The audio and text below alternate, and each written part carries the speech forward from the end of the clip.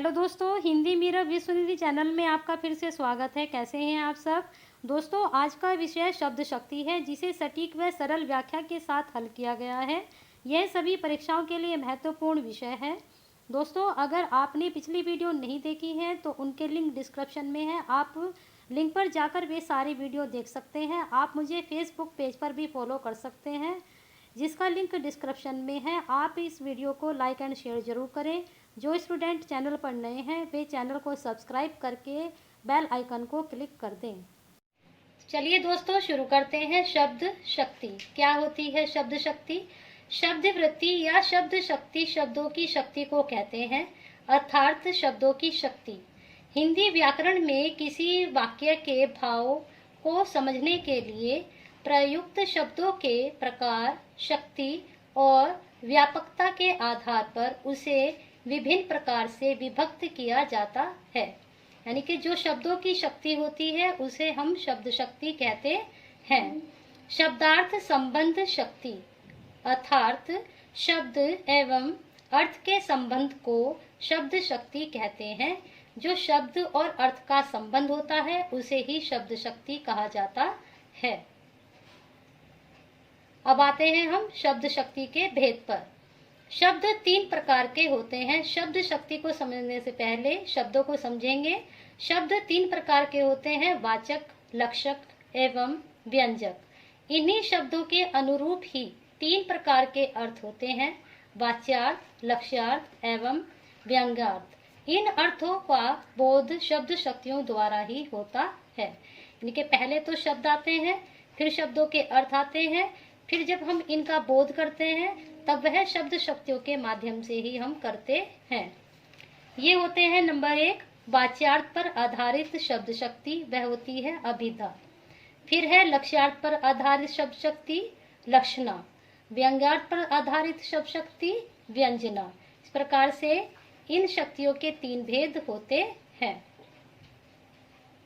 अब इसमें सबसे पहले हम लेंगे अभिधा शब्द शक्ति को। शब्द को सुनते ही अथवा पढ़ते ही श्रोता या पाठक उसके सबसे सरल प्रचलित अर्थ को बिना अवरोध के ग्रहण करता है, वह अभिधा शक्ति कहलाती है। अभिधा शब्द शक्ति के उदाहरण, मोहन पुस्तक पढ़ रहा है।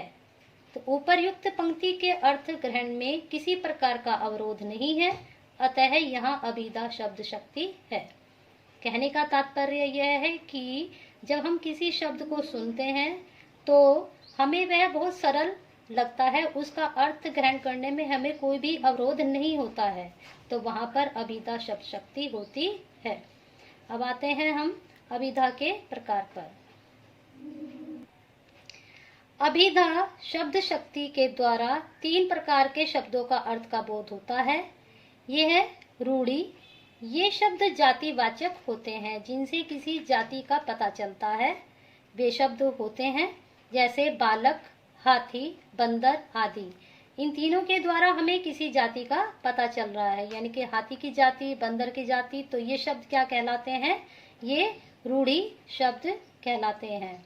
यानी कि रूढ़ी अभिधा शक्ति अर्थ का बोध कराते हैं। फिर है यौगिक।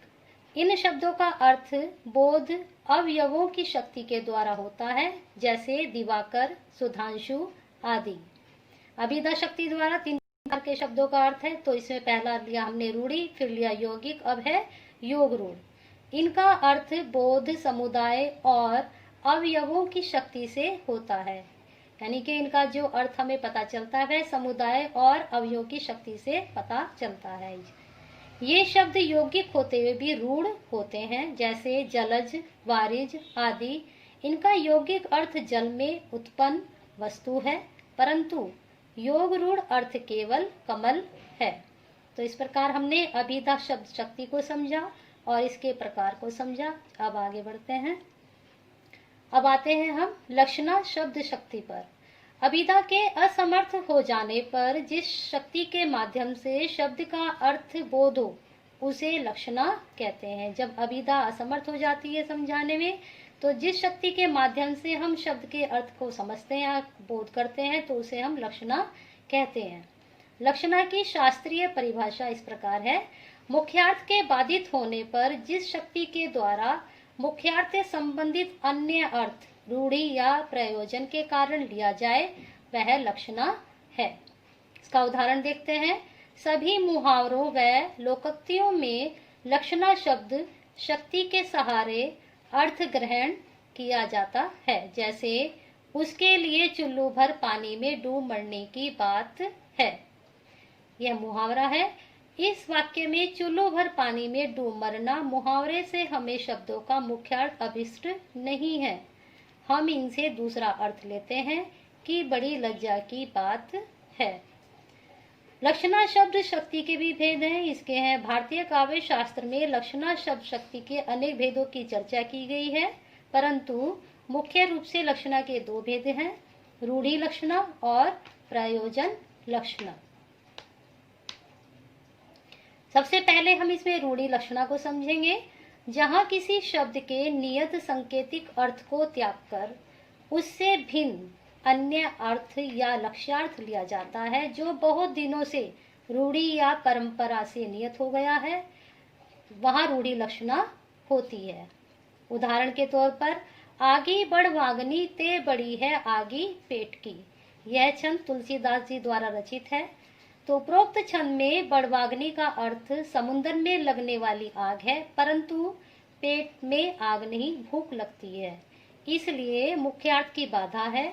यहाँ पर लक्ष्यार्थ है तीव्र भूख, यानी कि जब हमारे पेट में भूख लगती है बहुत ज्यादा तो उसकी कल्पना बड़ाग्नि से की गई है। तीव्र भूख के लिए पेट में आग लगना कहना रूढ़ि है, तो यहाँ पर रूढ़ि लक्षणा है।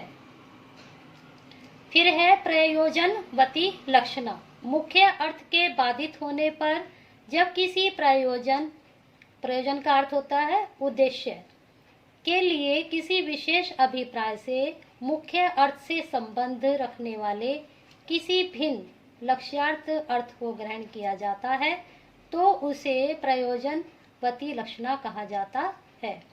दूसरे शब्दों में हम कह सकते हैं कि जहाँ किसी शब्द का नियत अर्थ न लेकर उससे भिन्न अर्थ या लक्ष्यार्थ किसी विशेष प्रयोजन से लिया जाए तो वहाँ प्रयोजनवती लक्षणा होती है। इसका उदाहरण देखें। तुम शुद्ध बुद्ध आत्मा केवल, हे चिर पुराण हे चिर नवीन, यह पंक्ति जो है पंत जी के द्वारा रचित है।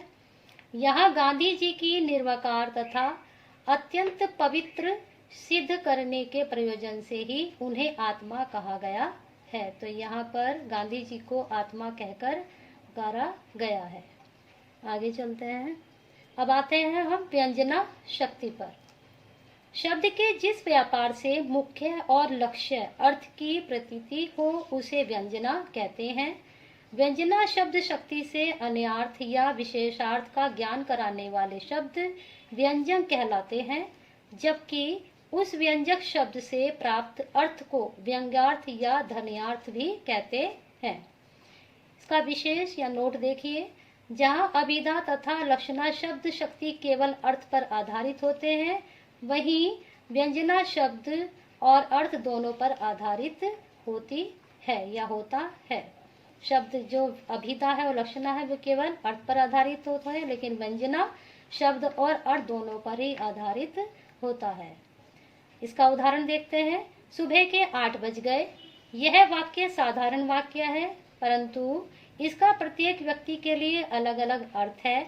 जैसे एक ऐसा व्यक्ति जिसका कार्य रात के समय पहरेदारी करना है, तो वह इसका अर्थ लेगा कि उसकी अब छुट्टी हो गई है, उसने सारी रात काम किया और सुबह उसकी छुट्टी हो गई 8 बजे। तो एक साधारण कार्यालय जाने वाला व्यक्ति इसका अर्थ लेगा कि उसे कार्यालय जाना है, अर्थात वाक्य एक है लेकिन प्रत्येक व्यक्ति के लिए भावार्थ अलग अलग है।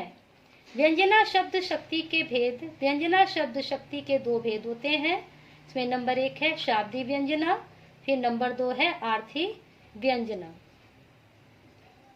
इसमें सबसे पहले हम शाब्दिक व्यंजना को पढ़ेंगे, समझेंगे। जहाँ व्यंग्यार्थ किसी विशेष शब्द के प्रयोग पर ही निर्भर रहता है वहाँ शाब्दिक व्यंजना होती है। इसके भी 2 भाग हैं। सबसे पहले है अभिधा मूला शाब्दिक व्यंजना। अभिधात्मक शब्द पर आश्रित, आश्रित का अर्थ होता है निर्भर, शाब्दी व्यंजना अभिधा मूला शाब्दी व्यंजना कहलाती है। फिर नंबर 2 पर है लक्षणा मूला शाब्दी व्यंजना, लाक्षणिक शब्द पर आश्रित व्यंजना का लक्षणा मूला शाब्दी व्यंजना कहते हैं। इस प्रकार से ये शाब्दी व्यंजना हमने समझी, इसके 2 भेद होते हैं, और जहाँ व्यंग्यार्थ किसी विशेष शब्द के प्रयोग पर निर्भर रहता है वहां पर शाब्दी व्यंजना होती है। फिर है आर्थी व्यंजना, जहां पर व्यंजना का आधार अर्थ विशेष हो वहां पर आर्थी व्यंजना होती है, अर्थात जब व्यंजना किसी शब्द विशेष पर आधारित न होकर अर्थ पर ही आधारित होती है तब वहां आर्थी व्यंजना मानी जाती है। यानी कि किसी शब्द पर वो आधारित न होकर अर्थ पर आधारित होती है तो वहां पर आर्थी व्यंजना होती है। उदाहरण देखिए, आंचल में है दूध और आंखों में पानी। इस पंक्ति से नारी के 2 गुणों की व्यंजना होती है, उसका ममत्व भाव एवं कष्ट सहने की क्षमता। यह व्यंग्यार्थ किसी शब्द के कारण है, अतः आर्थी व्यंजना है। यानी कि यहाँ पर जो व्यंग्यार्थ है किसी शब्द के कारण है, इसलिए यहाँ पर आर्थी व्यंजना है। व्यंजना 3 प्रकार की होती है, जिसमें अभिधा मूला, लक्षणा मूला एवं व्यंजना मूला आर्थी व्यंजना। इस प्रकार से दोस्तों हमने शब्द शक्ति को समझा। अगर आपको यह वीडियो अच्छी लगी है तो इसको सब्सक्राइब और शेयर करना ना भूलें, और अगर इससे वीडियो से संबंधित आपको कुछ पूछना है तो कमेंट सेक्शन में आप शेयर कर सकते हैं, मैं आपकी समस्या का समाधान करूंगी।